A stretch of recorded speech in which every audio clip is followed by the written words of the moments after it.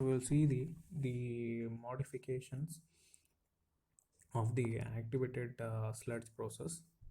So there is the several modifications which is being carried away for the sludge, for the which is being for the activated sludge. So they, in this, the main objective is to supply the maximum air, all the in the maximum air to the sludge. So that is the main objective of this modification of this activated sludge process.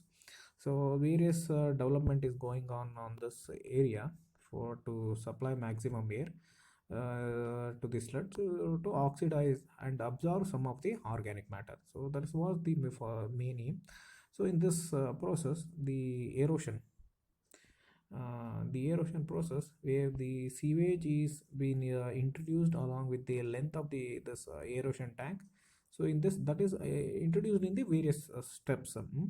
So while the returning sludge which is being introduced at the head in a such an arrangement, so that has been resulted in the uniform air which has been required along the length of the tanks.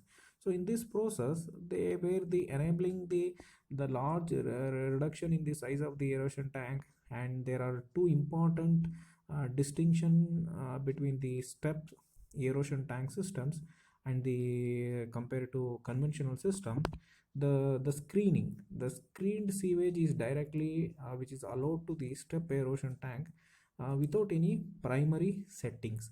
And second is the detention time or the erosion period.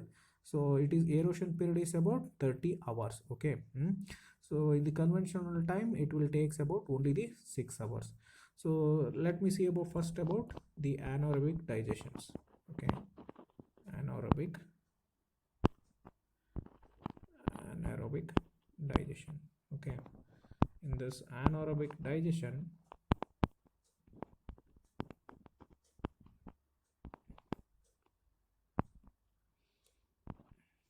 so in this anaerobic digestion, so let me see the what is the process which has been involved in this.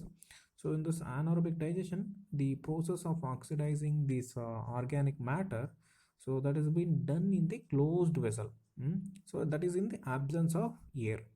So in this process, the highly successful conditioning of this sewage sludge for the final disposal, and the effective in the reducing the BOD of the soluble organic liquid such as like yeast, slaughterhouse, and the dairy paper mill waste.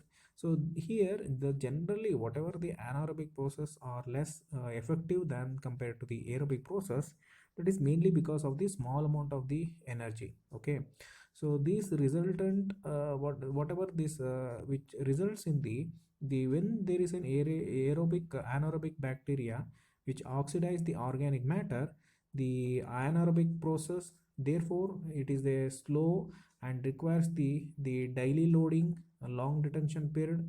However, since little or no power is which is being needed, and the cost for this operation will be very less.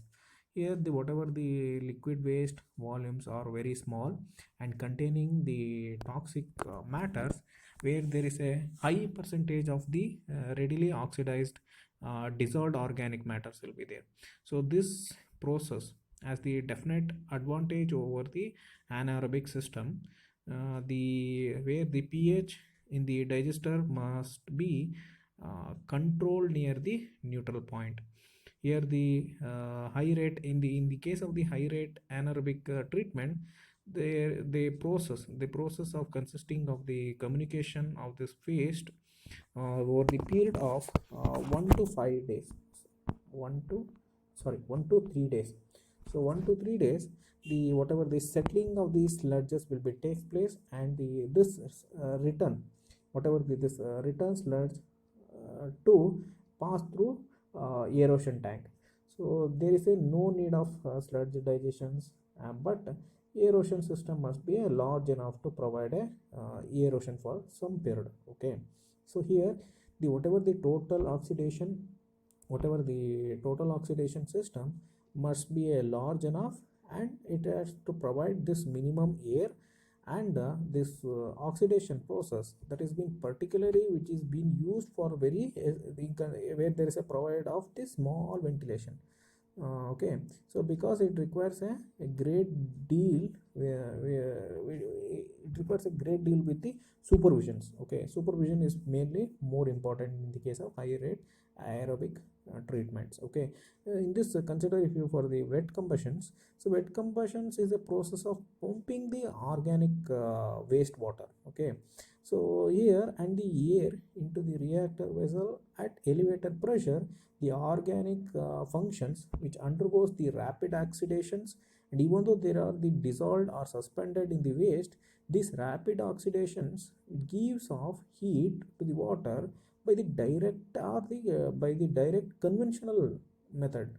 So the whatever the waste water are there that flashes into the stream, and here the inorganic whatever the chemicals are there which are being presented in the industry's waste, so that can be removed or recovered from the separate chamber. Okay, there is a separate chamber will be there, so that where you can collect it. Okay, that is what in the case of wet combustion.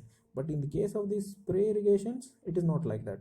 In the spray irrigations, that is being adopted, so that is being adopted for the familiar method for the watering agricultural crops for the portable sprinkling irrigation systems. Okay, you know what is sprinkling irrigation systems. So the water is being allowed for in the like a sprinkle.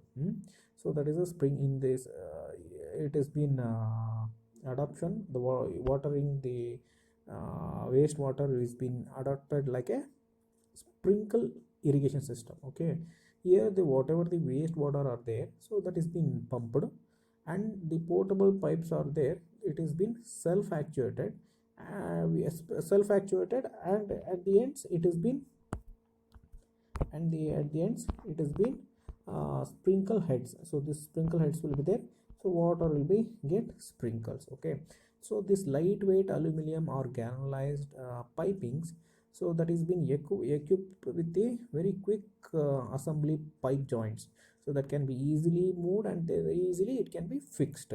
Okay, so same it like irrigation how it will be irrigated, so same like as it is assembly will be same.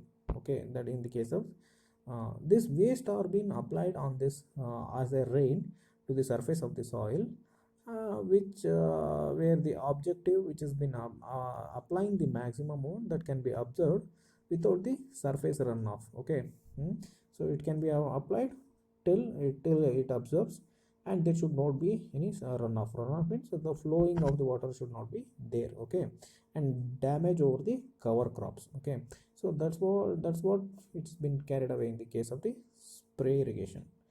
So that's all about the next. I will go for the removal. Next I will explain about the this removal of the inorganic dissolved solvents.